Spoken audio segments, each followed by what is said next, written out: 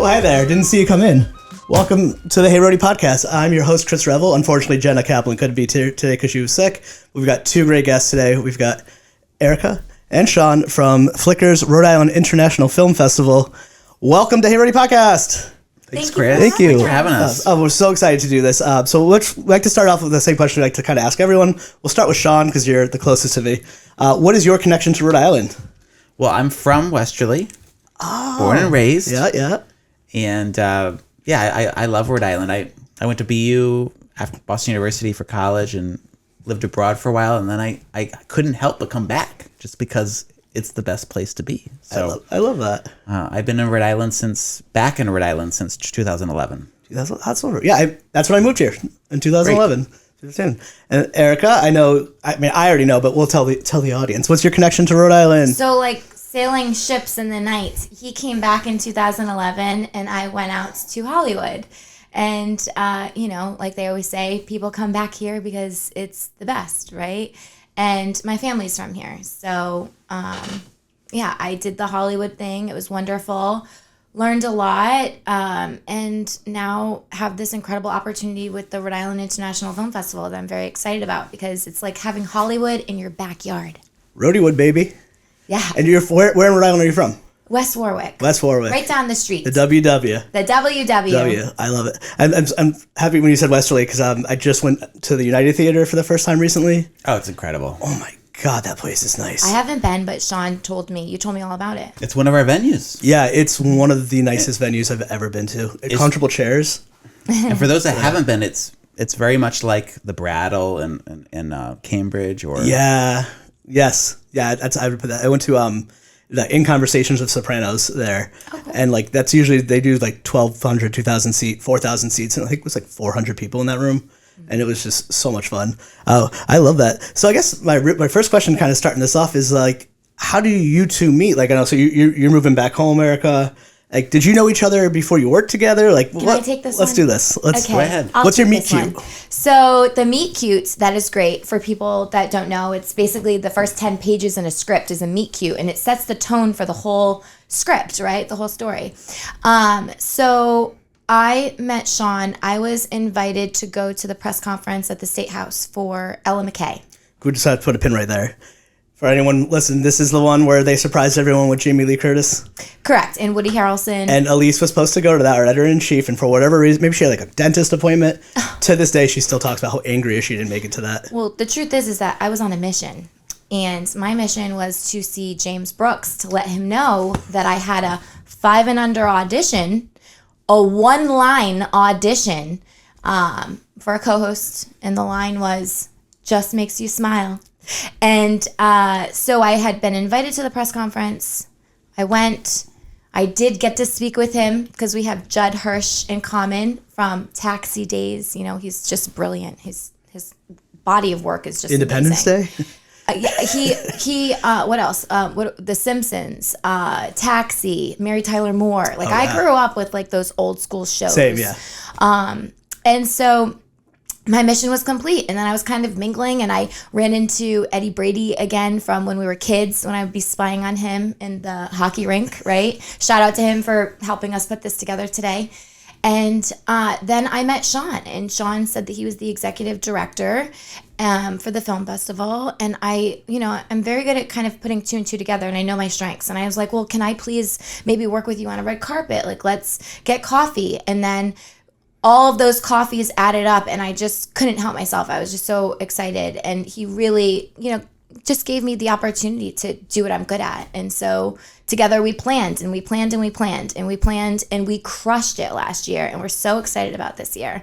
And that's a long-winded answer, but you asked for it. No, I love that. And so I know your title, you're the director of engagement and development. Yes. It's so hard not to take a left turn because you did say James L. Brooks, and he's my comedy, my comedy guy. That's all of my love of storytelling, comedy, all comes from James L. Brooks. Well, it's because his storytelling has heart. It's humor and heart. Right? That's his whole thing. And Judd Hirsch actually, interestingly enough, had a tie to Providence. His dad worked on, from what I remember, he worked on elevators here. Wow. As random as that is. Yeah.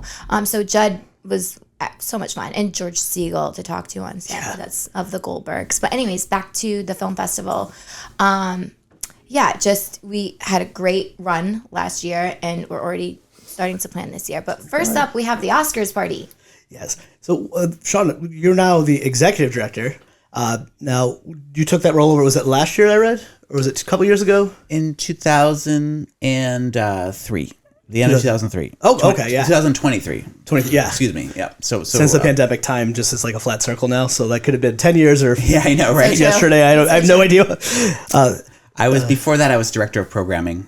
Okay, yeah. So that's for those who don't really know this, including myself, you're the one being like, this movie plays here, this plays that, and this. Are you also in charge of like what gets in? Yes. Oh wow, that's got to be hard. The curation of the festival. Yeah. It's something I've been doing since 2011. Wow. And he does that great. I mean, you are so busy. How many films? Tell them how many films you watch. Thousands. We get over 7,000 films now submitted.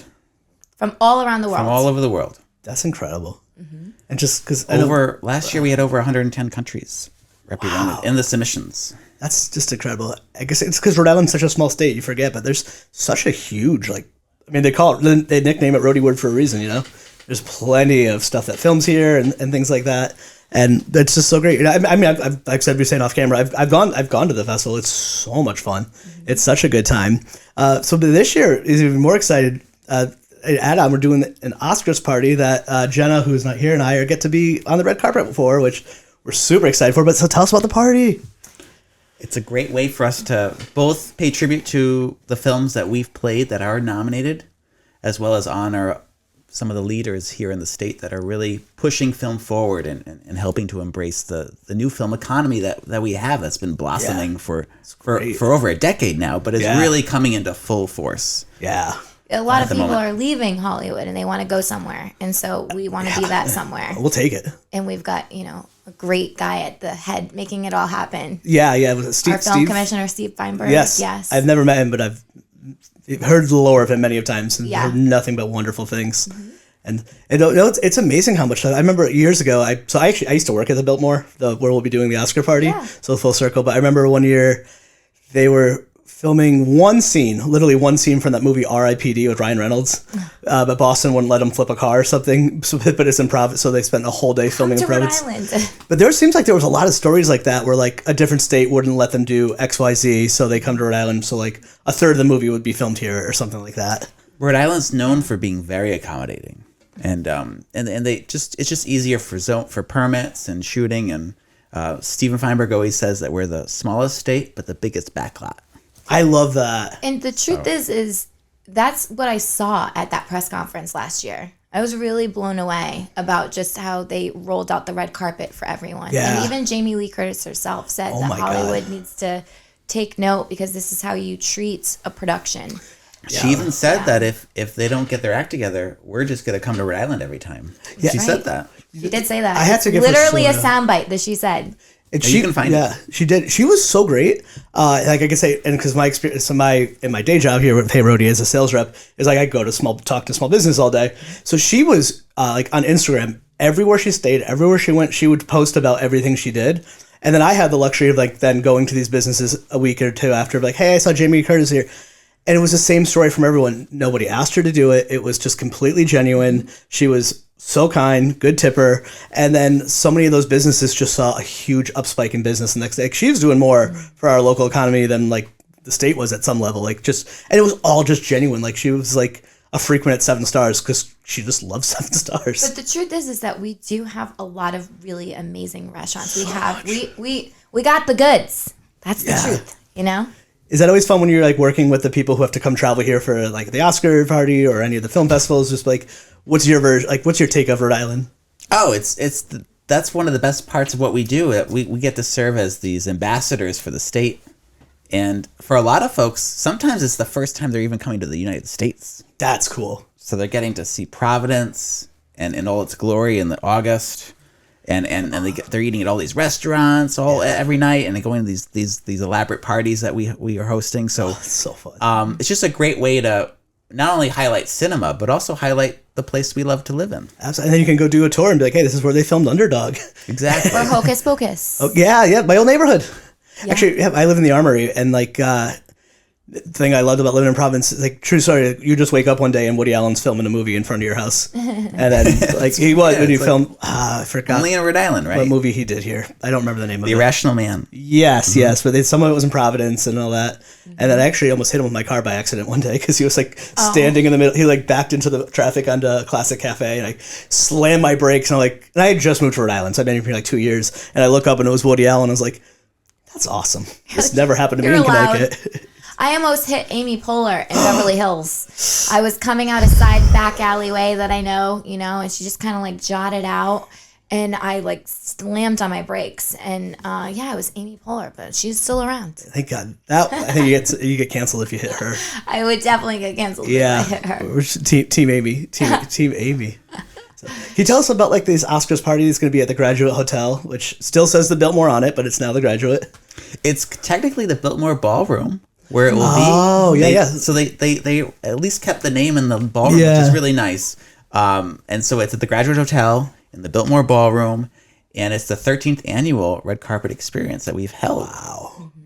So wild. We've been doing them for quite a while, and they're just it's a great way to not only see the Oscars, but just you really feel like you're a part of the Oscars. Yeah. The energy must be just something. It's incredible. We want to offer that experience, that glitz and glam. Yeah. The who's who, and to be a part of the celebration, because everyone loves a good story. Everyone loves a good movie. Oh yeah. Speaking of, Shawn, why don't you tell them about the 6 nominees that came from our festival? So we've got a feature documentary called Porcelain War.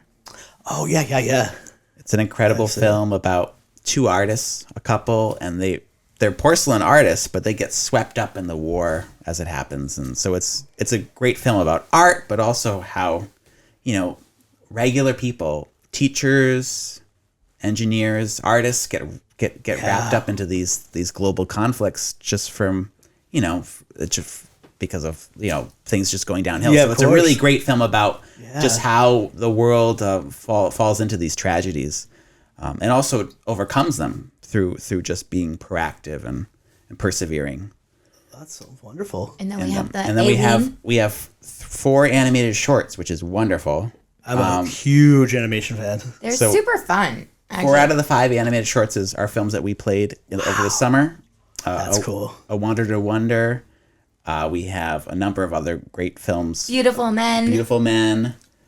And, hold on, I got the list. And there's we can't forget Wander to Wonder. Yes, Wander to Wonder, and then Cypress. In the Shadow of Cypress. In the Shadow of Cypress. Yeah.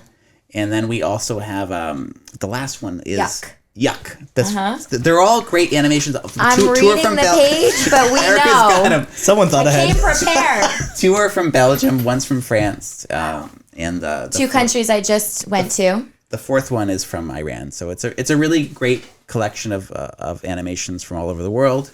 And then our live action short is Alien, which is also It took a sec. It's a double entendre. I love that. And then it's a great film about just the bureaucracy behind the illegal immigration. Ooh. Or just legal immigration. Sure. Or people, or the gray area between the two. Because it's really a lot of this is just many different departments. Yeah. It's a lot of paperwork. Being synchronized with what they're doing. Absolutely. Yeah. So there's the Department of Immigration, which is in charge of people who are seeking sanctuary.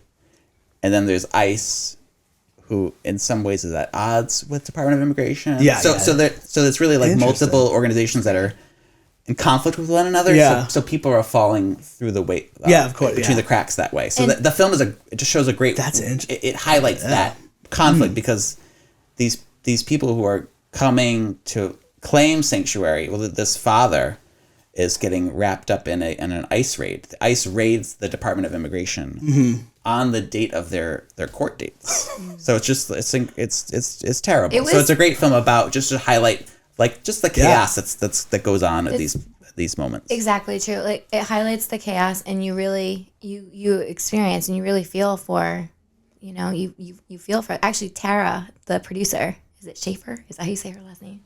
Yeah, she produced it. and she's great. She was at our film festival this past year, obviously, and she came to the awards show, and I have a forever moment in my head of her coming in with her dark glasses, and she's like, okay, who needs to interview me? And I was like, you are so Hollywood. I love you, girlfriend. You are so Hollywood. You are amazing. I love this. I'm excited to see what else she does in the future. I feel like I want to watch all these. She's so talented. So I grew up in like the punk rock scene, and like especially in like music world, there's almost this like ownership you get when you see a band before they blow up. Do you have that same kind of feeling of an ownership for these artists now that like? Oh yeah, they're like family. They came here first, and now they're at the Oscars. Like it's crazy. We've seen so many artists rise out of the RIIFF over the years because we've had 93 nominations. 93? 93. Yes. That's a lot. That's a lot. We've seen a lot of filmmakers go from student to nominee. Mm-hmm.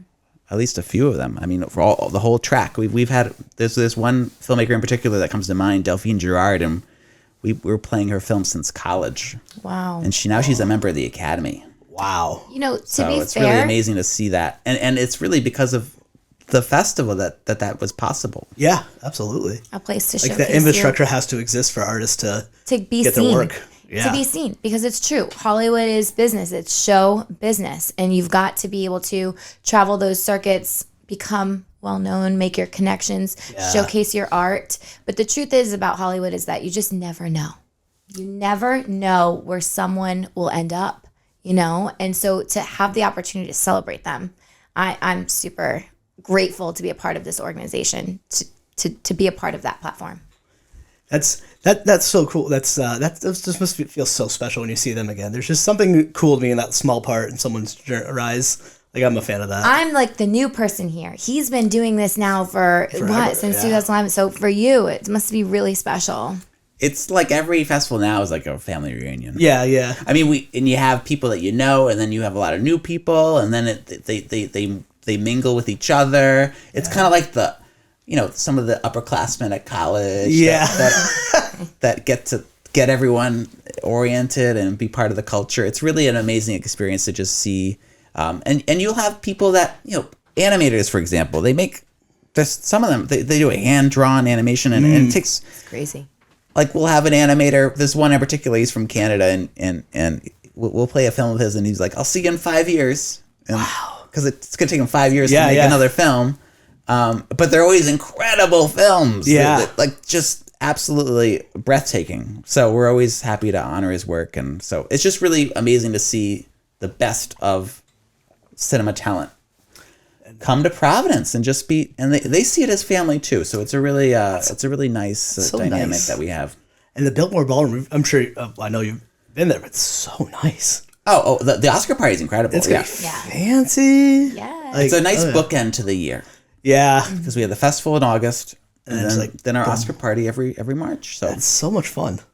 It's so much fun. How would you say you've seen the film world grow and change within Rhode Island since you've taken over? Even like since when you both grew up here, I don't think one existed at all. I was around. Was it? Like I didn't grow up here, so we had the Farley brothers. Oh yes, I used to work with their aunt. Rhode Island was really kind of like the capital of comedy. Yeah. I mean, Dumb and Dumber. Yeah, and you had Correnti, right? Who? What was his on Federal Hill? Federal Hill, was that it? Federal Hill, yeah. Actually, he had a film that played. And he made a film about Rhode Island as well, Outside Providence, which that was what I was looking for. I personally really enjoy. I really like it. Who made that movie? It's one of Alec Baldwin's best performances. Yeah, it is Alec Baldwin, right? Yeah. Michael Correnti. Michael Correnti. I know that name. It wasn't clicking. Alec Baldwin does the best Rhode Island accent I've seen. Yeah, it's just funny you say that. I've been rewatching 30 Rock since it aired for the first time. His comedic brilliance is just so underplayed. I was the person that helped Joel Gallen hire the writers for his roast for the Comedy Central roast of Alec Baldwin. That was really cool to be a part of that. Oh my God. So what's that process where are you in the clubs, like finding comedians and stuff? So typically how that works is a lot of these comedians, great question, they submit their writing packets. So they'll get an assignment. They have to write like something crazy, like 20 jokes. Yeah. About, it wasn't specific to Alec. He'll he'll pick somebody and have them write the jokes just to kind of understand their capacity. And and then he hires them, and it's kind of like it's a fresh start every time. And Nicole Buchanan, who is amazing, she writes for Nikki Glazer. She writes for Jeff Ross. I remember her packet came through and I read it, and she was an unknown and not represented. But I knew that because I was friends with the young writer that was on the staff, Connor McSpadden. I figured he was so funny that she had to be funny. Yeah. So when I read through her stuff, I was like, listen, I'm going to tell Joel how funny you are. Like, this is you. Like, you. And sure enough, that's how she, she got in, and now she's making so much money. Good for her. That's awesome. She's so talented. She's hilarious. And she helped me put together a stand-up routine that I did in the past as well. Isn't there something so fun about getting to be a part of someone's journey in that way? Because to anyone to get anywhere, you need a Shawn or Eric. You need a behind the scenes person. Yeah. And sometimes it's a leap of faith. Sometimes it's just you don't know why. I've never come from the place of lack, because I truly believe that what is for me won't miss me. And if I take a look back, I know that I've been extremely generous and, just not afraid to open a door and be like, hey, listen, this is for you. Yeah. Go get it. Absolutely. It doesn't take anything away from me to believe in somebody else. Yeah. And I have to say that you can be the most talented person in the world, but you need an opportunity. You need a platform. Yeah. I mean, what's Bob Dylan without the Newport Folk Festival, right? Yeah. You need a platform, because without those platforms, it really, you get lost in the shuffle. And so, and if anything, we don't have enough talent seekers out there. I know. 100%. There's an infinite amount of talent. There's so many people that are so talented, and that's amazing. But if anything, there's always a deficit of people looking to help others talented people. Yes. And how cool both of you get to do that as a career. You have the stability of a job, within your industry, which is not always guaranteed for actors and whatnot. And then you get to do the thing you like to do and spotlight people. Not just Chris. Yeah, love. Love. This is love. You get paid to do it. It's awesome. Every job's a job. It takes time to unfold it. It takes time to build, doesn't it? It's just a part of the process. It's a lot of work. It's a lot of work. And but it's a passion of ours, and it's something that we live for, really. To just a lot of me feels that if we don't highlight some of these, in my mind, some of the most talented people in the world, they may not get highlighted by somebody else. Yeah, absolutely. Which is, in my mind, the true tragedy when talent goes unnoticed.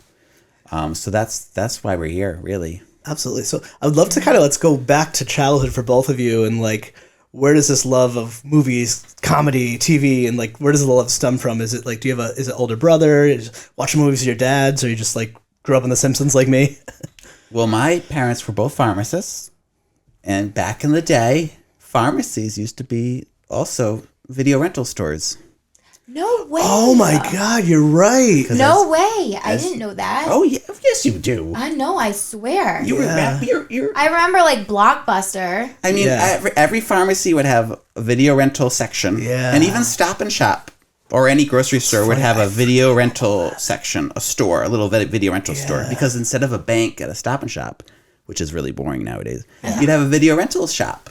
They all closed up anyway, sadly. I forgot all about that. It's so funny. You're just making me go down memory lane. I forgot about that. So my parents would come home from work with 10 movies at a time. That's so VHS cool. cassettes, and we'd just watch everything. It was That's what got me into movies in the first place. That's good parents. But were you a performer too? Did you act as well? When I got older, yeah. I'm talking about when I'm young. Okay, childhood. I'm like a kid. Yeah. Okay, so childhood for me was I lost my papa at a very young age. I was 10, and my Nana, I never wanted her to feel lonely. And so I would always go over every Saturday. We'd do a sleepover. Actually, even when he was alive too.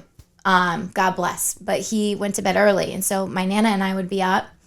and I would be blaring the music, like singing and dancing and just like putting on a show. And I remember she would sit in my papa's chair and just like clap and like just loved it. I grew up with a family that let me be myself, that let me express myself. Even like my brother, God bless my brother's passed, Bo, he was the best. But my brother and I grew up with myself and my best friend Chrissy, and it was all boys in our neighborhood.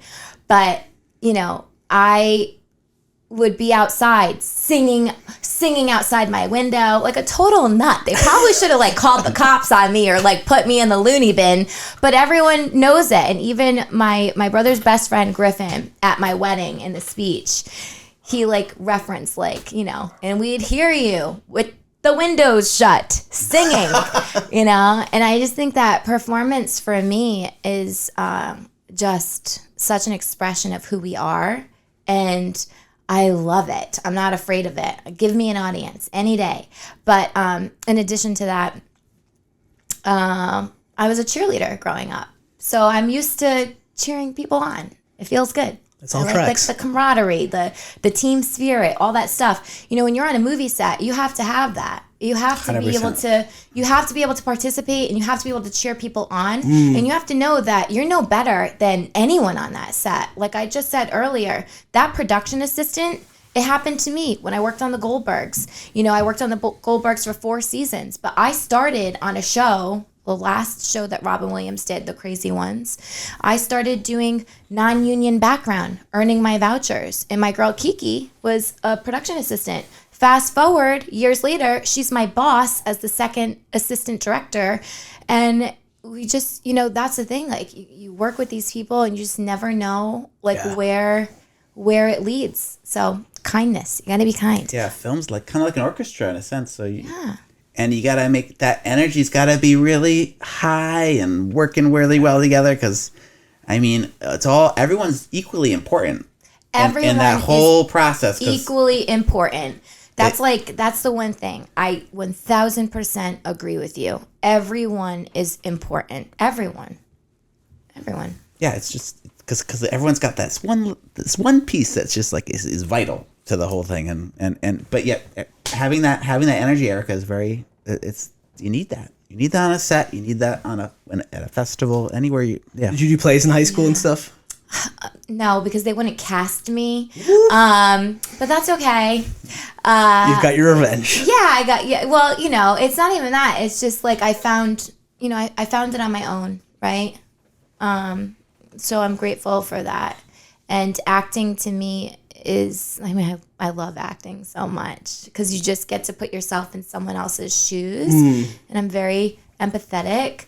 And so, you know, and creative, so I can kind of like understand like all sides of like the human psyche, which is really cool, right? Like someone give me a role of being like, my mom always says, a psycho or like something cool, because I'm so intense, you know. I can be very intense, but I can also be like very sweet girl next door, whenever. I'll have to write one. I know. Did I see we're gonna be making movies one day soon. Oh, you're gonna make a rom-com together, right? Obviously, like one of those like Hallmark movies that they film in Connecticut. I don't want a Hallmark movie. I like a good thrillers. I like thrillers, like psychological thrillers. Rom-coms, yes. I take that back, right? But like my husband doesn't want me kissing anybody on camera if I'm gonna be acting in it. Let's be honest.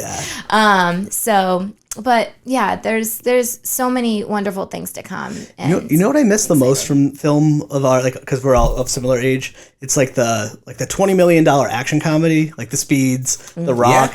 Like I mean, I guess now it exists on TV, but like I do miss. They'll come back. Well, Mission Impossible, I guess, is now, well, that's more than $20 million, I guess you'd say. I mean, and Fast and Furious, like, but I love like Lethal Weapon, like they'll come back. Yeah, I mean, obviously they're all gonna come back. Yeah. Whenever there's a moment where people say, I miss those aren't there anymore, we miss those. Yeah. That's when the pulse comes back. That's when somebody makes one, right? Yeah.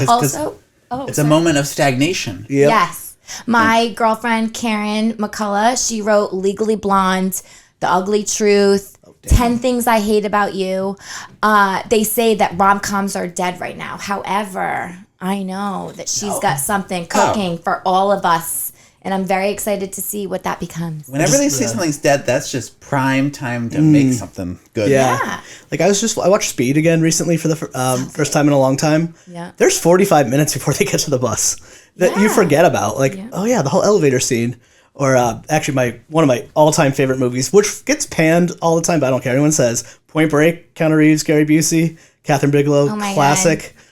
I just watched that again recently. That is a classic. Perfect. In Hollywood, they had a whole play, a live play that they do about Point Break Live. Yes. Yeah. But to your point, I mean, a really great new heist movie which is also really funny in some ways. It's also dark, but it's Uncut Gems. It was an indie film. And that was great. That was directed by two friends of mine from college. The Adam Sandler movie? The Safdie brothers. Yeah. Call them. Tell them I exist. That's wild. But like that was rad. That was a great they saw that there was a need for a film that hadn't been made before in a while. Yeah. And it was a huge hit. Because even my parents are talking about it, and when your parents are talking about it, it's Yeah. It transcends. Yes. I would also like to say that movies that mean a lot to me are like classic, like John Hughes storytelling to me. And my friend Jonathan Mussman, love him. That was one of his mentors, was John Hughes. He's got this very cool story about how he was at his high school where they shot it, and he worked like in the office. And long story short, John Hughes ended up calling Jonathan and saying, because he was going to do the premiere at the high school, and he said, hey, I want you to intro the film for me because I can't make it. And he's got, such a cool story about how they, grew a relationship after that too. Wow. It's very, very cool. Oh, he's such an enigma John too. Hughes, we're talking about like Uncle Buck. Yeah. We're talking about Home Alone. Home Alone. My favorite, it doesn't matter. If that's ever on, it trumps like everything. Did you see Macaulay Culkin was touring it this year? Was he? He was touring it. I didn't get it. Came to Connecticut. I didn't get to go. I think one of my friends went, but he was showing Home Alone, and then Macaulay would come out and talk about it afterwards. Aww. I wish I went to that. I'm glad that he's like resurfaced. Yeah. He seems like he had an interest in. I know his father was not a great guy, so he had a lot of trauma. But it seems like he's come out on the other side of things really well, which is always really nice to see. And then his brother's doing really well, obviously, with was it Succession? Succession, yes. We were just talking about that. I have not watched that, but I need to. It's a great show. I know. Yeah. He loves it, so it's gotta be good. Yeah. I was wondering from both, like, can you even watch TV at night and like relax or the whole time, or you're just like in your head a little too much, or does the art have to transcend so much where you can actually connect and be in it without thinking about work? It's a great point. I do enjoy a good book sometimes. Mm-hmm. Just to I get that. Not just so and for me it's. I read as if reading is very empowering too for the reader because you get to direct your own movie in your head, which is really nice. Yeah, so cool. That's such a good way of looking at it. Yeah, I love that about just reading a book because I do go through a lot of movies at work, and I would imagine the last thing you want to do is come home and watch a movie. I mean, you've watched 6 that day. But I'll watch a show with family. Yeah. Like the newest one on Apple is incredible. There's Succession, which is really good, but then there's the Severance. I've heard that's very good as well. Oh yeah, that's like groundbreakingly good. Yeah, I'm on an Apple Plus trial right now, so it's on my list. By the way, Apple TV is not worth it. By the way, just anyone out there. I had it forever, and I guess I really like Severance. Yeah, I think they've got like a few good shows, but I was like, I don't think I would buy each individual series before I buy a subscribe for it. That's the way to do it. Because I was like, I look at they do have like I know my wife just watched Ted Lasso for the first time and she loves. Oh my god, I love Ted Lasso. I love the. Christian was supposed to be at our film festival last year. Which one's he? But his Christian is Football is Life. Okay. That one. I walked in. I need to watch because I know it's the creator of Scrubs. And Danny Rojas is his character. Oh, yeah, now I need to watch. He's literally in the opening scene of the first episode. I have to go watch. It's all this about now. him, how he like kicks the ball, and I love everyone in it. Remember Kelsey? Oh, of course. Yeah, that was wonderful. Yeah, it was great. That's well. Do you have anything you're watching now that you?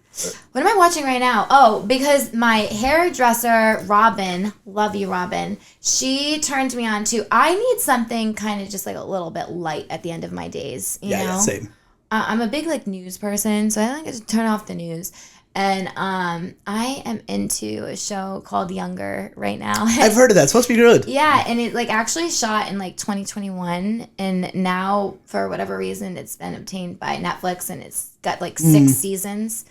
So, you know, they're quick episodes. It's a quick fix. You're like, Nice. you're like, what happens to her next? I love that. You know, and you know what it is? It's the writing. It's Darren Star. It's the person that makes Emily in Paris, also binge worthy. Sex in the City, binge worthy. It's like this man just knows how to write for the female audience, and he crushes it every time. Isn't it so cool too, like to now be in like the era, like when I was a younger, I didn't know a showrunner's name. I didn't know what a showrunner is. Just like for osmosis of like, up until like 3 years ago, I worked in healthcare, so I was not connected. I'm sorry, but also thank you, I guess. Yeah. Someone's got to do it. Like a fan, but just like just obsessively listen to comedy podcast and like watching DVD extras. Like I've absorbed so much knowledge of the industry. Like I'm the same way. I have showrunners. I just follow them. There's writers I had used to follow on Twitter, and then I've just stayed on top of them. And my old podcast, some of those people I've gotten to interview and become friends with. Oh, nice. But like that didn't exist. Like you had to be real industry to be like, for you just to casually name like Darren Star wrote this and have anyone know who that is. I'm like, I know that name because I used to listen to TV's Top 5. Oh, cool. Which was, I believe, it was Hollywood Reporter's podcast. Okay. It ended. It was really good. Nice. And I do listen to Hollywood, the one with, I want to say Shawn Feinberg. Award Shatter. I don't know if you listen to that podcast. It's very good. I'm not like, I'm like into the podcast thing, but like not enough. Sorry, but I'm only on to Hey Rhody's podcast. Just Hey Rhody. No, that's the only one I watch, actually. Yeah. Which, I respect it. No, especially like they're good for like if you try it.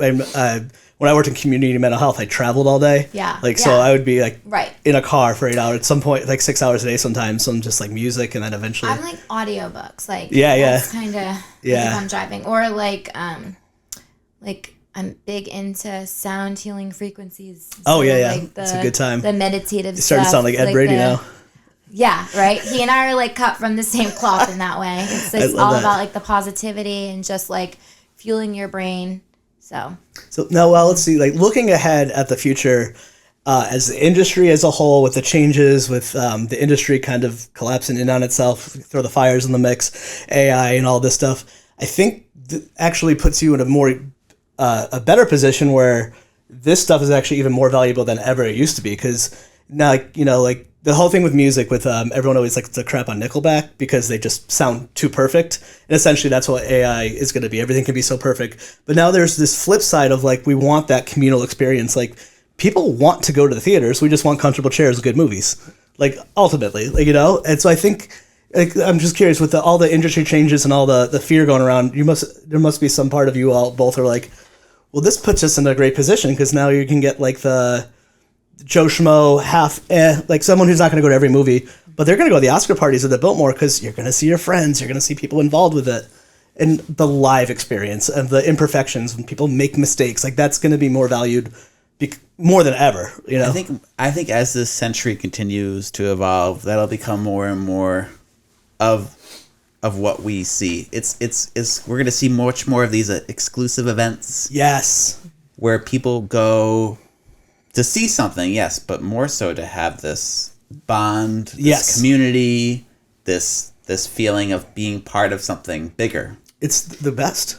And I feel like that's only going to grow, and the festivals are going to thrive in the coming decades. Yes, because absolutely. Of that. I'm in agreement with that. And also, I can tell you, my friend Kevin, he manages stages at like Sony Studios. Mm-hmm. And he said back in the day, all like 29 studios would be booked. And now there's like 3, if that, projects that are shooting. So I think that it's the time, it's the rise of the independent storytellers and filmmakers that are really going to be able to have their shot to make an impact. Because, budgets are different. They're running very lean sets, skeleton crews almost, which is exactly what the independent world does, right? Yeah, exactly. Like you're wheeling and dealing. And so I would say in the future, I see the studios making themselves more amenable to collaborating with these independent filmmakers and being like, oh yeah, well, let me buy that. Like, there's going to be much more opportunity. I think the middle person that's going to get cut out here is probably like those agencies. Yeah. Right? Those, and it's going to, I think that they're going to come up with incentives for these independent filmmakers to make their art and then give them the platform way sooner than all the bureaucracy of like the red tape of how to get through, because they need content. Yeah. They need content. So I think that, like Shawn said, it's going to be their game eventually. But they got to make something good. Yeah, no, you're not wrong. And there's like another like model, like Kevin Smith has done this, like where he'll like make a movie and then tour around, and then it's like a $75 ticket, but then he comes out and does like a Q&A after. Mike Birbiglia did that. I think you're going to see more. I hope you see more of that, because like I like Kevin Smith quite a lot, but like I don't know if I was going to go to a theater to see Jay and Silent Reboot. But I did spend however much money to go see Jay and Silent Reboot at the Columbus Theater to have him come out and do a Q&A.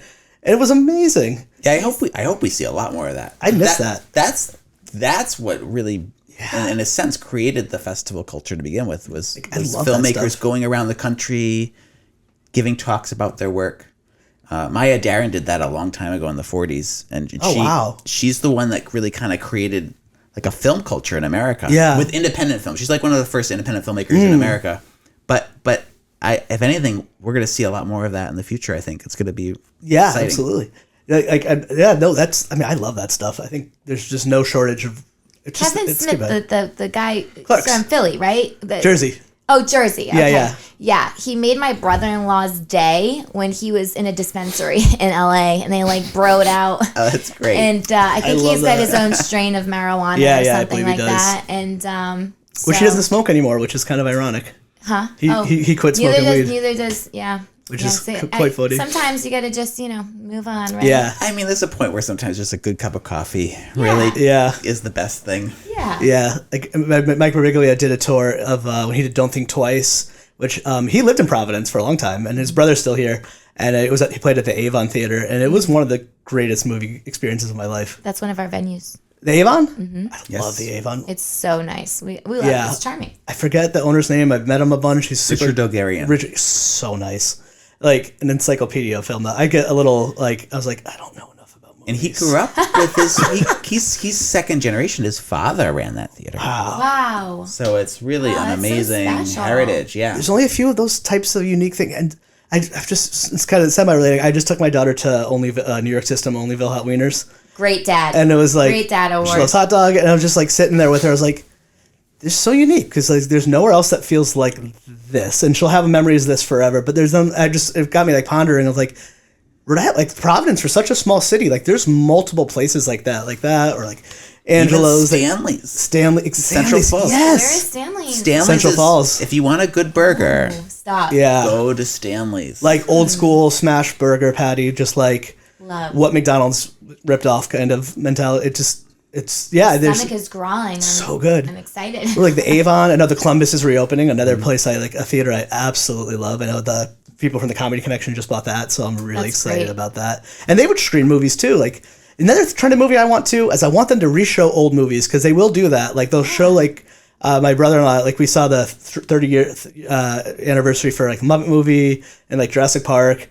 And like there's certain movies I didn't see in theaters because I wasn't born in 1979 or old enough. And like I wish more of that would happen too. I think we'll see more of that. I think that's going to be the. It's Showcases does a great job at that. Yeah. They always are doing these anniversary showings. I love them, and they're doing more and more of them as time goes on. So there's an audience for it. Absolutely. Like in the pandemic, I know people will go to a movie that they've seen, but not one they haven't. Like it's like I don't know. It's like it's kind of interesting. I still remember seeing The Shining in college at the theater. Did you? Oh, it's so much different, a movie like that on the big screen. Oh, I bet. It's just Jack Nicholson.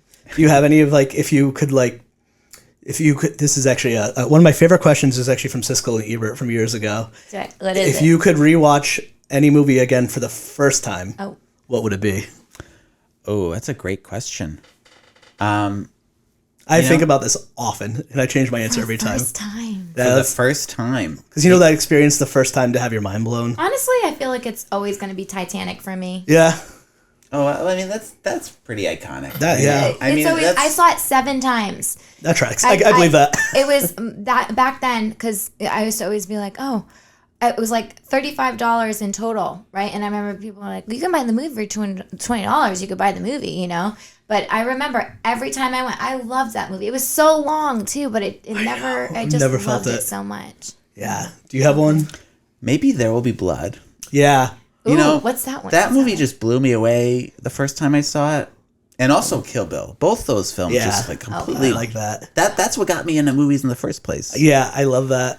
I love that. But There Will Be Blood. They don't talk about that as much as they should. It had a good decade where everyone talked about it. And Who it was kinda, in it? I don't. Is that Javier Bardem? Maybe I didn't see it. It has I know of it culturally. Daniel Day-Lewis. Oh, Danny Day. he's amazing. And I think that the big thing was that it was up against No Country for Old Men. Oh, And it didn't win the Best Picture, but if it had won Best Picture, I know that it would have become even more iconic. But people talk about it now, but if you haven't seen it, watch it. I do love the list. Those that are watching, it's a very, very good movie. I love looking at old Oscar Best Pictures lists and like who won, who should have won. Like, I think universally They're both great. Those Traffic is considered like the worst Oscar winner movie, Best Picture. Is it Traffic? No, Crash. Crash is like considered the worst, Crash, universally the worst Best Picture movie. kind of a weird And you're win. like, yeah, but I think that stuff's so fun. It's stuff to me is so fun. I want to talk about this year's movies. Yes. I have so many to still watch, but I will say What are you recommending? for a girl that like isn't really shocking, like a musical person, I will say that Wicked was good.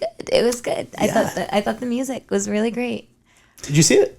Of course you did. I loved it. It's great. I took my son to it. Yeah. Did he? What was his reaction to it? Oh, he loved that. He's really into fantasy. Mm-hmm. So the way that it's just a great film overall. It really Beautifully is. shot. And Bone Yang is in it, which makes me so happy. Yes. I love it. Like just most random actors are in that. But another thing I took my son to is A Complete Unknown. Yeah. Was it good? I need to see that. I'm watching it and tonight. We both loved it. Yeah. And Newport. I know that obviously Newport is. But we both features. love Dylan too. We've seen Dylan twice at PPAC. Cool. Wow. And How's he sounding now? Oh, he's great. I mean, the fact that he's even playing now is incredible. Right. Yeah, And he anyone- has an amazing band with him. Any impressions we want to take a stab at here? Anyone? I mean, he's just. Come on, do an impression for us. His latest, Everyone wants against don't. No, I can't do it. his latest album is actually really, really good. Yeah, I never have had this 100% confirmed, but I've 99% sure. He used to live on the Boulevard.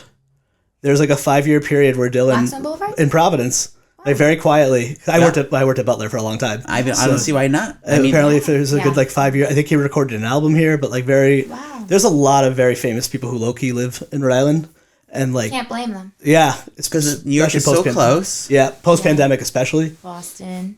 I mean, he even he calls it the Black Horse Tavern, but he mentions the White Horse Tavern in his latest album. Wow. Oh, that's cool. So, I mean, he's a big fan of Rhode Island for sure. I'm excited for that. No, Conclave is another one. I did not see that. Conclave, my dad just said that it was great. He's like, Ericka, the church. That's all he said. I was like, all right, Dad, noted. Inside Out 2, which is the one I saw. How was it? What I did you really think liked of it. that? What did you like most about it? I like the new character Anxiety. I think just them tackling teenage years. Yes. was really fun. Like the animation was great. The story was there. I think Wendy McClendon Covey was in the first one. Is that the one where it's all like all the emotions? Yeah. Yeah, she's Is she in that. from Reno 911? Yeah, she's from Reno 911. Yeah. She's from the Goldbergs. Yeah. I stood in for her on the Goldbergs. Oh wow. Now she's on St. Dennis, which She's is on NBC. so funny. She's so talented. She's so generous. She's so kind. She's so beautiful. She's amazing. It is funny to look at that Reno cast and what they did. Like everyone continued on. Yeah. Like I'm a huge Niecy Nash too. She's DC, like Tom Lennon. Like I'm a uber comedy nerd, so I go back to like The State and all that and all those and stuff like that. Like it's the same thing, right? What we were talking about before. There's something fun about like tracking groups of like talented people and see where they end up. Yeah. You know, like with movies and films. Yeah. How are we feeling about Conan hosting this year? I'm happy about it. I like Conan. You? I'm a huge fan of Conan. Me He's too. great. Yeah. He's a Westerly native too. Well, he lives. Yes. His mom lives in Westerly. He's still there. I saw him perform at We Newport. should invite her to the party. Well, she's You should. probably in They just- Hollywood, right? they just She's passed. got a bigger ticket. She just. It's been, yeah. Oh, she passed. Yeah, like it was something. It was like right before the Oscars, and it was like he lost his parents. Then he got announced to do the Oscars, and he made a really beautiful trip. I mean, they were not young by any means. Yeah. But I got to go to Newport Folk Festival. Thank you to Rhody for I got a media pass for that. And Conan performed this year, and he did so many bits about Rhode Island because he grew up doing summers in Westerly. Westerly and something around that area. Watch Hill. And I believe it was his college roommate, Greg Daniels, creator of The Office, I don't know where he's from, but his family lived in Bristol for like years. So like every so often I'll listen to the podcast and he talks about Rhode Island rather frequently. Have you ever seen him in Westerly? Yeah, I mean he'd be hanging out. He'd get ice cream at St. Clair's. Oh wow! Which is a really great little go to ice the cream pharmacy. shop. Did he? Go to the get some pharmacy? videos. He's been to my mom's pharmacy. What did he buy? I don't know. Heartburn I'm kidding. pills. I'm kidding.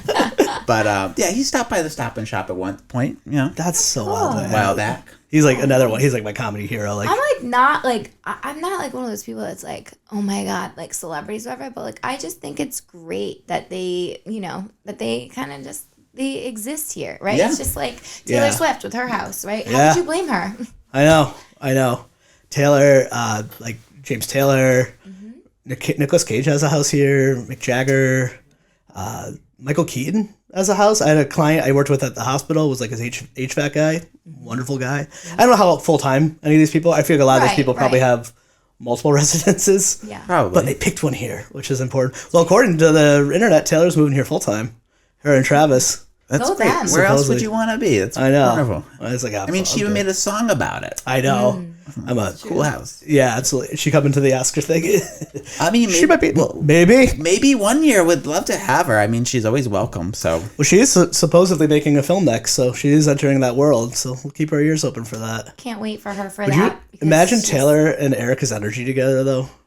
I mean, it would be I would like- phenomenal. it would- unstoppable. Guys, they're cutting me a check after this. Okay? Yeah, I would put them on a talk show together and just like put them to like a big like oversized like futon or a bed and like give them some pillows and have like a girl talk podcast or something. And What color is yeah. the couch? I'm here for it. Pink, right? Pink. Okay, right on. And then do it you was- sing? You can pick up your guitars. It And, would be amazing. I really admire her work ethic, and I love that she has her own voice. Right. She's so prolific, just like Bob Dylan in a sense. Yeah. She's always writing. She's always writing. producing new content, and that's like that's what you want to see in an artist. And it's she good. never stops, and I it's know. always good. I think she's as well loved and people her accolades. I actually still think she's underrated. I still think she's I would underrated as a agree. songwriter. Yeah.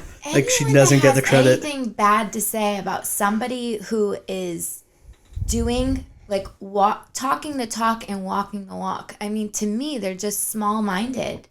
Listen, great people There's a lot of get envy great there. criticism. Yeah. Great Fortunately. people get great criticism. She's earned it. 100%. She's earned it. Yeah, But people they get upset and they make the Super Bowl and about her and this and that. And just let her live her life. I'm Let kind of her that. live. They just want they're envious. But Haters gonna hate. yeah, He's gonna unfortunately. Hate. I love that. I love that. All you can do is embrace the positivity and just That's keep right. going. Yeah, Is there any other movies that you're looking forward to catching that you haven't yet that's nominated for before the big party? What am I doing tonight, Chris? Watching a Watching Fleet a bunch of Unknown. movies. Yes. Yeah. I might watch Dune 2 a second time. Ooh. That was a Second time. really good film too. My husband would agree with you.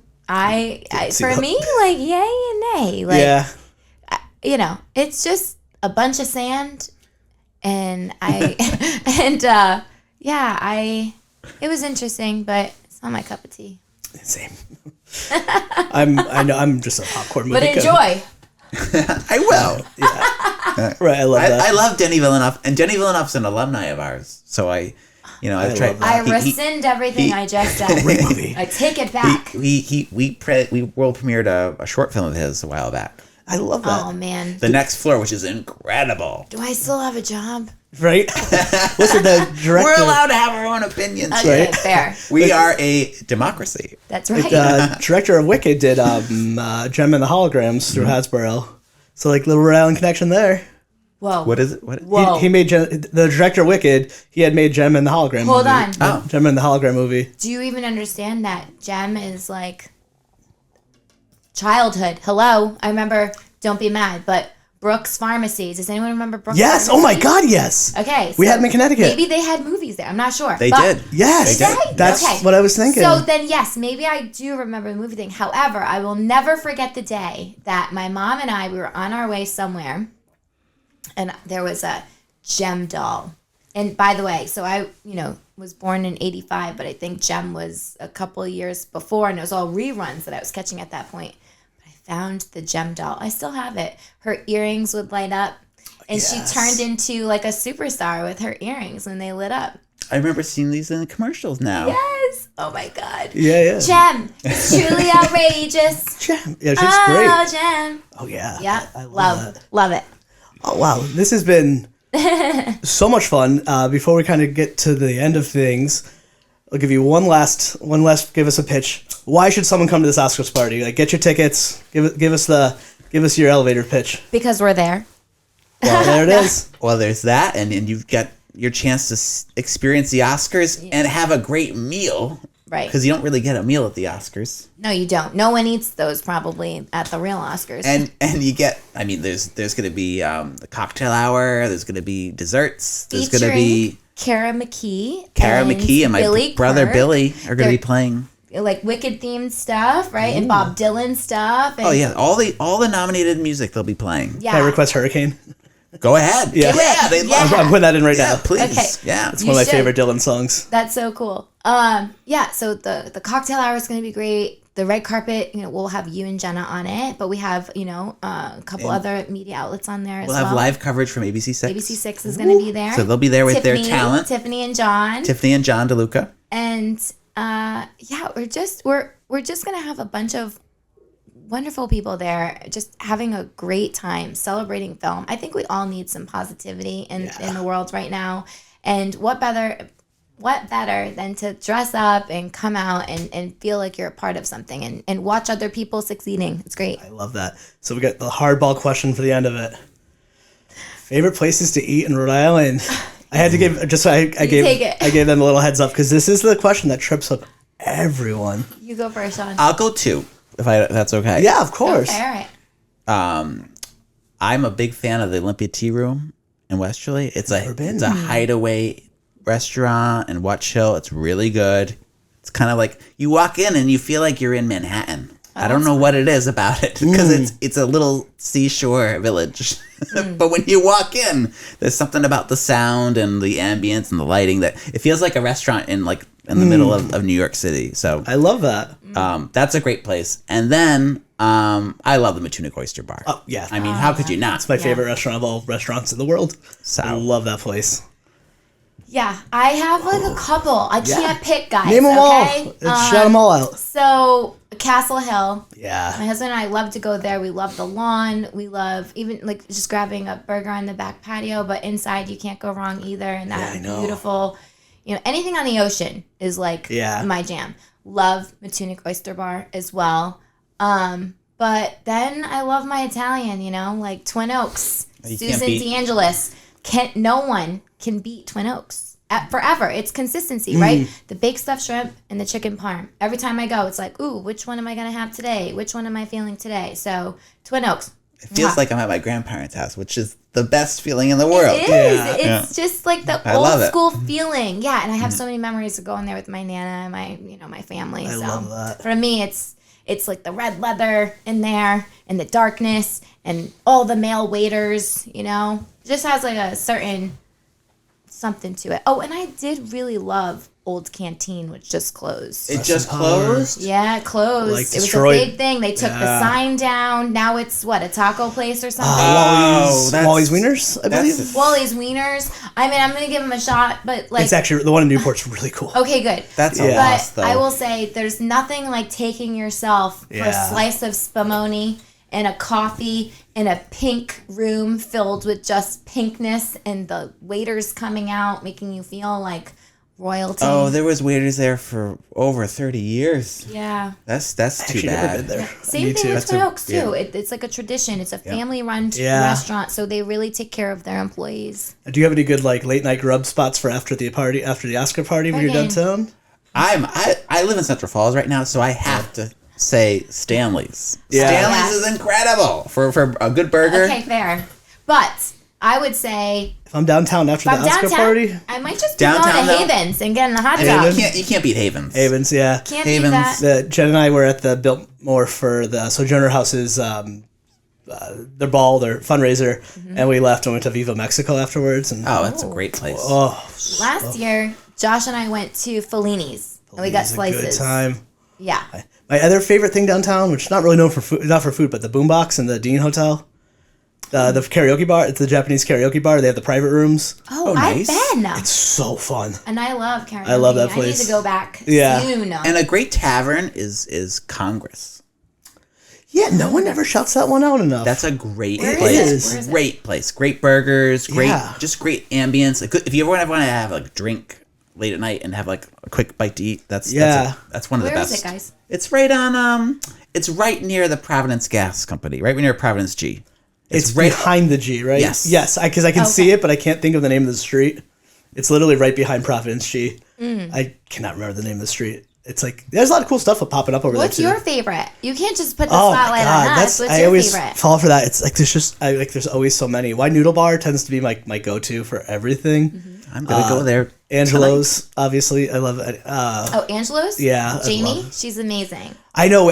We've talked a little bit. We never met. She's going to do the podcast at some point. Jamie, you and Chris need to meet. I feel like we'd get along She's too incredible. well. She's great. I love Angela's, but actually, one of my newest favorite obsessions is Chop. Have you been there yet? No, where is that? It's in the public library, in Providence Public Library. Stop. It's called Culinary Hub of Providence, and beyond being just an incredible restaurant with beautiful decor, it's run through the Genesis Center, so everyone who's actually there is doing like workforce development. So it's like great. it's actually doing really good for the country That's and, great. and for our local community, and providing like skills for people like through the Genesis Center, but the food is Definitely want to go and support them. That's die wonderful. for, and it's in the library. How cool is that? That's very That's cool. amazing. I'm That's one of our going this menus, week too. too. I Yeah. got a list now. Yeah, Yeah, now we have that's a the list. Hey Rhody way. And Thanks, I'm Chris. hungry, so I I love gotta that. go get lunch. I know. It's we always joke here at Hey Rhody that small talk in Rhode Island is, where do you eat? It's never like, how's the weather? It's like, have you been here? Have you gone to Venda? Do you like Tony's or Venda's? Chicken parm's better. Like that small talk with every stranger. Doesn't matter like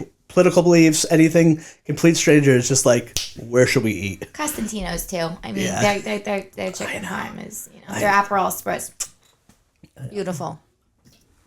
Oh, thank you. Thank you both so much. This was so much fun. So where could people find you all online? We'll put everything in the show notes as well, and Okay, great. and all that good stuff. Well, if you go to rifilmfest.org, you'll find more information about the event. So, and then go from there. It's a great night out. March 2nd is out. Oscar night. It's gonna be And so then great. the festival is August 5th to the 10th. That's great. So So we like to end it. Actually, do you want to plug your pluggables like eJoya or anything? Nope. Okay. And I just I'm want to, for the festival itself, I just want to like highlight the fact that we'll have over 250 films represented in that 5-day period. So come out, see films from all over the world. See before they're famous. All different genres, and you never know who you're gonna meet too. Yes, so if you're a local creative, if you're a local actress, if you're a local whatever your niche is, like you can come find your people, right? Exactly. Come and network and find your people. Yeah, just start getting invited to press conferences and pull an Ericka and just meet the right people. That's what it's all about. It You really gotta is. be able to, as a producer, you gotta be able to think outside the box and connect the dots very fast. Absolutely. And I will say, not to blow my own horn, but toot toot, I'm very good at that. Oh, I love that. So we like to end it by saying a bye, Rhody, instead of by saying like a bye, Rhody. So on 3, would you be all mine? We can all look right in that camera, and we'll do on 3, we'll do a bye, Rhody. 1, 2, 3. Bye, Rhody.